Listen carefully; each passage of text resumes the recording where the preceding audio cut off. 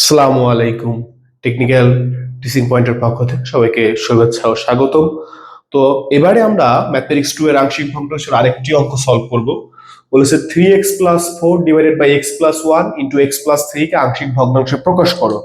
তাহলে আমরা প্রথমত দেখো সমাধান দিয়ে আমরা প্রথমত অঙ্কটা শুরু করতে পারি। 3x+4 divided by x+1 x+3, ঠিক আছে। এবার আমরা একবারেই করতে পারি এটাকে। যদি আমরা আংশিক ভগ্নাংশ আকারে প্রকাশ করি, দেখো এখানে আমাদের কিন্তু এখানে দুইটা অংশ আছে, তাই না?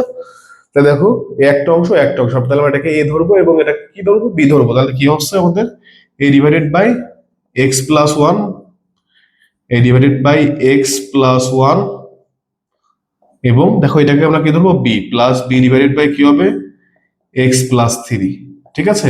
আমি তোমাদের বলেছি যে এবার প্রথম মানে এরকম আংশিক ভগ্নাংশ আকারে রূপান্তর করার পরে এই প্রথম ভগ্নাংশের হর দিয়ে প্রত্যেকটা ভগ্নাংশকে আমরা গুণ করব। তাহলে কি হচ্ছে আমাদের দেখো, তাহলে আমরা যদি এখানে গুণ করি তাহলে কি হবে, 3x+4 divided by x+1 x+3 x+1 x+3, তারপরে a divided by x+1 x+1 x+3 plus b x+3 x+1 x+3।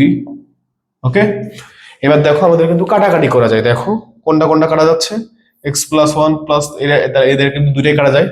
দেখো এখানে একটা কেটে যাচ্ছে, আর এখান থেকে কেটে যাচ্ছে। তাহলে আমাদের থাকে কি, দেখো কাটাকাটি করার পর আমাদের থাকছে 3x+4 অবিচ্ছিন্ন a x+3 plus b x+1, ঠিক আছে। এবার আমি তোমাদের বলেছিলাম যে কাটাকাটি করার পরে যেটা থাকবে সেটাকে আমরা 1 নম্বর সমীকরণ দিয়ে প্রকাশ করব।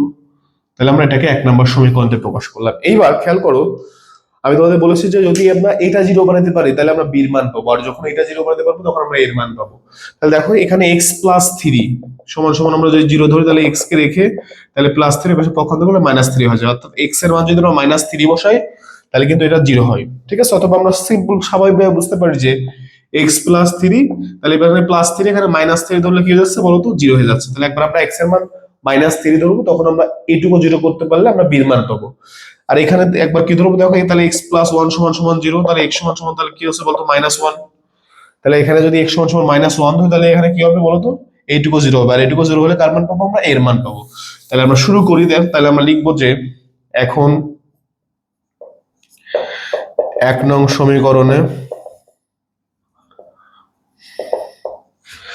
x সমান সমান, আমরা আগে এর মান বের করবো না বির মান বের করবো, তোমাদের ইচ্ছা। তাহলে সাপোজ আমরা আগে এর মান বের করি, তাহলে আমরা এটা জিরো বানাই। তাহলে এখানে +1 আছে, তাহলে এখানে -1 ধরো, তাহলে -1 বসিয়ে তাহলে কি হবে বলতো, তাহলে এই সব সমীকরণে -1 বসে, তাহলে কি হবে 3 × -1 + 4, আর অভেদ চিহ্ন কি মান বসানোর আগ পর্যন্ত বসবে। তাহলে এখানে অভেদ চিহ্ন আর বসবে না, a কি -1 + 3 প্লাস b -1 + 1। তাহলে আমাদের কি হবে, প্লাস মাইনাসে -3 + 4 a -1 + 3, তাহলে কি হবে বলতো, এখানে শুধুমাত্র 2 প্লাস b × 0, এখানে কিন্তু 0 হয়ে যাচ্ছে। তাহলে আমাদের থাকে কি, দেখো -3 + 4, তাহলে আমাদের এখানে কিন্তু শুধুমাত্র 1 থাকে, আর এখানে 2a, আর এটা কিন্তু 0 হয়ে যাচ্ছে।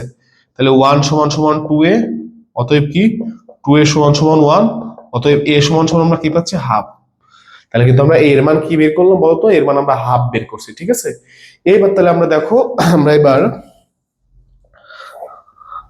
তাহলে আমরা যদি এবার x এর মান -3 ধরি তাহলে কিন্তু এইটুকু জিরো হচ্ছে, আর এইটুকু জিরো হলে আমরা কার মান পাবো, বির মান পাবো। তাহলে আমরা এখানে করি, তাহলে লিখবো আবার 1 নং সমীকরণে x সমান সমান -3 বসিয়ে তাহলে কি হবে, 3 × -3 + 4 -3 + 3 প্লাস b -3 + 1। তাহলে দেখো 3 3 কত, -9 + 4, এখানে a × 0 প্লাস b × এখানে কত হবে, -2। তাহলে দেখো -9 + 4, তাহলে আমরা এখানে কত পাচ্ছি বলতো, -5 0 -2b। তাহলে আমরা -5 সমান সমান -2b পেলাম, তাই না? এবার দেখো মাইনাস মাইনাস কিন্তু কাটা যায়, তাহলে আমরা কি পাচ্ছি এখানে 5 সমান সমান 2b।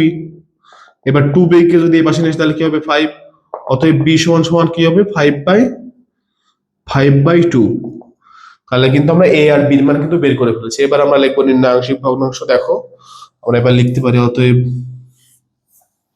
নির্ণয় আংশিক ভগ্নাংশ, নির্ণয়ে আংশিক ভগ্নাংশ, নির্ণয়ে আংশিক ভগ্নাংশ। তাহলে কি আংশিক ভগ্নাংশ, এটা কি? তাহলে কি হবে বলতো, a divided by x plus 1 plus b divided by x plus 3। তাহলে আমরা যদি এখানে মানটা বসাই দিই তাহলে এখানে এর মান কত আছে বলতো, এর মান পেয়েছি হাফ। তাহলে আমরা যদি এখানে হাফ বসাই, দেখো আমরা যদি এটাকে আরেক লাইন করি তাহলে কিন্তু এই 2টা নিচে চলে যাবে, ঠিক আছে? তাহলে আমরা যদি একবারে করি এখানে 1/2 x প্লাস 1 আর এখানে b এর মান কত 5/2, তাহলে 5টা উপরে চলে যায়, 2টা নিচে চলে আসে x প্লাস 3। ঠিক আছে, আশা করি বুঝতে পেরেছো, এটাই আমাদের কাঙ্ক্ষিত অ্যান্সার। সবার সাথে দেখা হচ্ছে আগামী ভিডিওতে।